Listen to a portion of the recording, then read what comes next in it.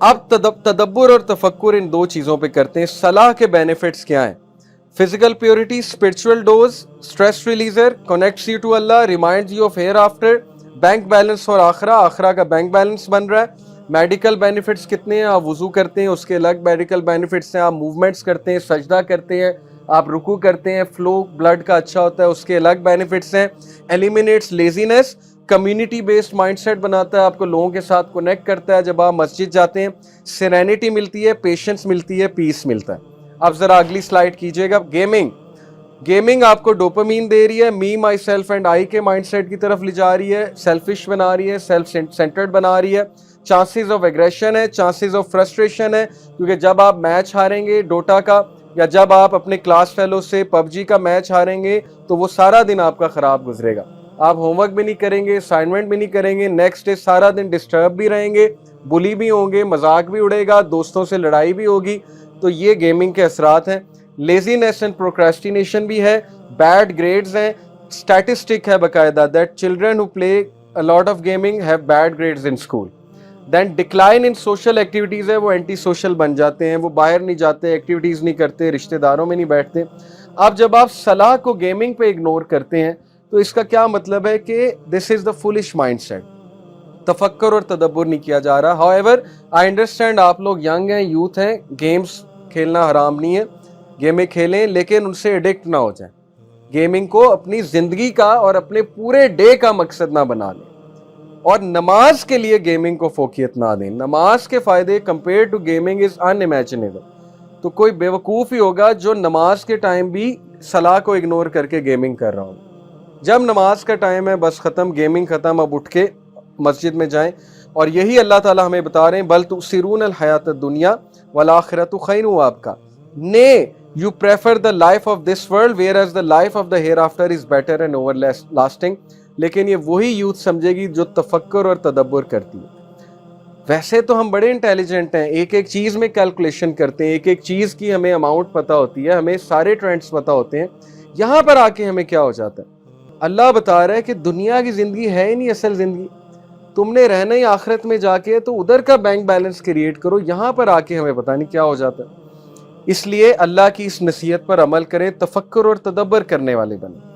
अब मैंने आपको बता दिया, यूथ हु डू तफक्कुर एंड तदब्बर, they will always make intelligent decisions, where to spend, how to spend, they will not be foolish। मैंने बहुत foolish mistakes की अपनी यूथ में, मैं आपको सिंसियरली बता रहा हूँ। और मैं हैरान हूँ कि मेरे पेरेंट्स जो हैं उनमें इतनी पेशेंस थी कि उन्होंने मुझ जैसी यूथ को बर्दाश्त किया। अब मुझे हंसी आती है अपनी बातों में, इसलिए आई अंडरस्टैंड आप लोगों को फ़न करना है, गेमिंग करनी है, इट्स ओके, आप लोग करें, बिल्कुल करें, लेकिन please make smart decisions in life. Try to think कि यार मैं पैसे तो ज़ाया नहीं कर रहा, मैं टाइम तो ज़ाया नहीं कर रहा हूँ, कहीं मैं गलत साइड की तरफ तो नहीं जा रहा हूँ। तदब्बुर करने वाले बने, तफक्कुर करने वाले बने, गौर व फिक्र करने वाले बने, और टाइम दिया करें अपने आप को।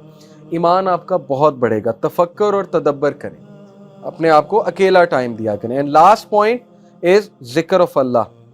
In order to increase your ईमान, you really need to do zikr of Allah। और उसकी हदीस क्या है? Ibn Umar reported the messenger of Allah sallallahu alaihi wasallam said, do not speak too much without mentioning Allah, verily talking too much without remembering Allah hardens the heart। इसलिए गपशप लगाएं, लेकिन इतनी नहीं कि दिल सख्त हो जाए, बातें करें लेकिन इतनी नहीं कि दिल सख्त हो जाए, अल्लाह को भी याद करें। और याद करने के वाले से बहुत से ज़रिए देखें, नमाज के बाद 33 बार सुभान अल्लाह, 33 बार अल्हम्दुलिल्लाह, 33 बार अल्लाह अकबर, ये तस्बीह तो है ही। इसी तरह नमाज के बाद अज़कार हैं, फिर सुभान अल्लाह व बिहम्दी, सुभान अल्लाह अज़ीम अल्लाह को बहुत पसंद है। इस तरह दुरूद शरीफ अल्लाह को बहुत पसंद है, दुरूद इब्राहिमी जो है। तो बहुत से ज़िक्र अज़कार मेंशन है, फिर सुबह और शाम के अज़कार भी हैं। इसलिए अपनी टंग को मॉइस्ट रखें, अदरवाइज हार्ट हार्ड हो जाएगा। जब दिल हार्ड हो जाएगा तो फिर कुछ करने का दिल नहीं करेगा। और जब आप जिक्र शुरू में करेंगे ना, तो आपको बड़ी रेजिस्टेंस आएगी अंदर से। उसकी भी मैं वजह बता देता हूँ, आपका दिल ही नहीं करेगा अल्लाह का नाम लेने का, जो सच बात है शुरू में। क्योंकि जब एक बर्तन पे जंग लगाओ और उस बर्तन को जब मांजने लगें तो बड़ा जोर लगा के मांजना पड़ता है, तो बर्तन को दर्द होता है। अगर बर्तन लिविंग बीइंग होता है उसको दर्द हो रहा होता है, इसलिए रेजिस्टेंस आएगी, क्योंकि दिल अभी एक्सेप्ट नहीं कर रहा जिक्र ऑफ अल्लाह। لیکن آہستہ آہستہ کرے گا. وہ کالک دھلے گی پہلے, وہ داغ اترے گا پہلے مانجنا پڑے گا آپ کو دل کو, فورس کرنا پڑے گا ذکر کرنے کے لیے اور نماز پڑھنے کی. First you have to force, then it will become a habit, and the third stage it will become a relief and a joy. Okay, لیکن کچھ لوگ ڈائریکٹ جوائے کی طرف جاتے ہیں, وہ بلیسڈ لوگ ہوتے ہیں جن کو اللہ کے ذکر سے ڈائریکٹلی سکون مل جاتا ہے. تو بی امنگسٹ دوز. تو اس لیے میسنجر آف اللہ صلی اللہ علیہ وسلم کو ایک صحابی نے کہا, messenger of Allah, the laws of Islam are too many for me. Allah کے رسول, اسلامک لاز بہت زیادہ ہیں, میں کس کس پہ عمل کروں؟ Tell me something I can hold on to. کوئی ایسا عمل بتائیں کہ میں کرتا رہوں, چلتے پھرتے کروں. The messenger of Allah صلی اللہ علیہ وسلم said, لا یزال لسانک رطبا من ذکر اللہ. Keep your tongue moist with the ذکر of Allah. چلتے پھرتے. اب دیکھ لیں ہمارے پاس کتنی اپرچونٹیز آتی ہیں. ٹریفک سگنل پہ ہم رکتے ہیں تب ذکر ہو سکتا ہے, گاڑی چلاتے ہوئے ذکر ہو سکتا ہے, کسی ورک پلیس پہ جاتے ہوئے, کوئی فارغ ٹائم ہے تب ذکر ہو سکتا ہے. بہت سے ٹائم ہے ذکر کرنے کے, اور اس کے بینیفٹس چیک کریں آپ کتنے, آپ کے سول پہ, آپ کی جو ہے مائنڈ سیٹ پہ.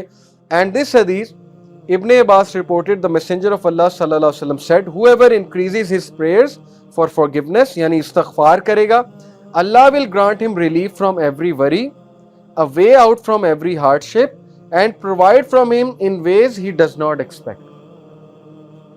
جو بندہ استغفار بہت کرتا ہے, استغفر اللہ توب الیہ ایک یہ, یا سمپل استغفر اللہ, اللہ کے نبی 100 بار کرتے تھے دن میں, حالانکہ ان کے گناہ معاف تھے.